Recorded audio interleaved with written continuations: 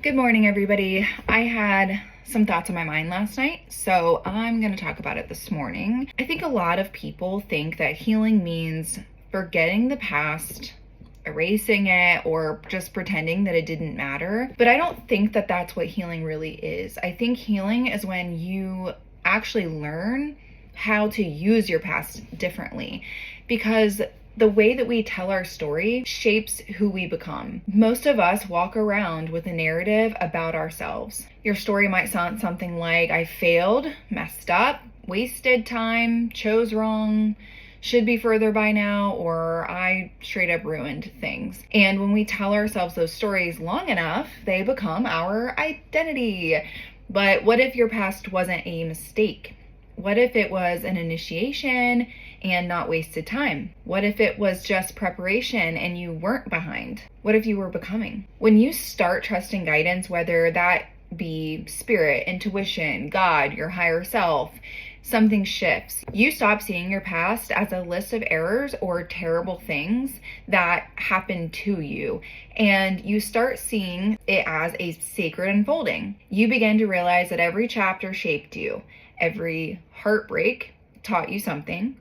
Every detour gave you wisdom. Every ending created space.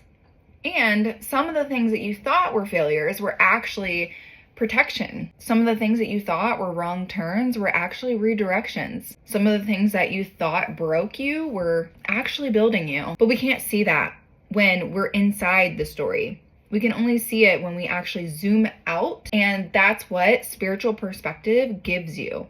It gives you this altitude. It helps you see that your life isn't this straight line. It's more of a spiral, and you don't just move forward.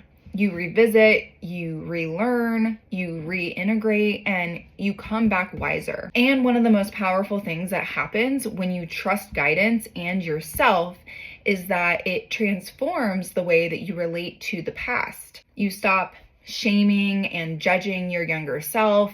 You stop wishing that you were different, and you start honoring who you are, because you realize she did the best that she could with what she knew, with what she had, and with what she felt. And if you could see her now, you'd probably thank her for surviving, trying, staying, and becoming despite how hard it was. This is why I don't believe in bad chapters. I believe in necessary chapters.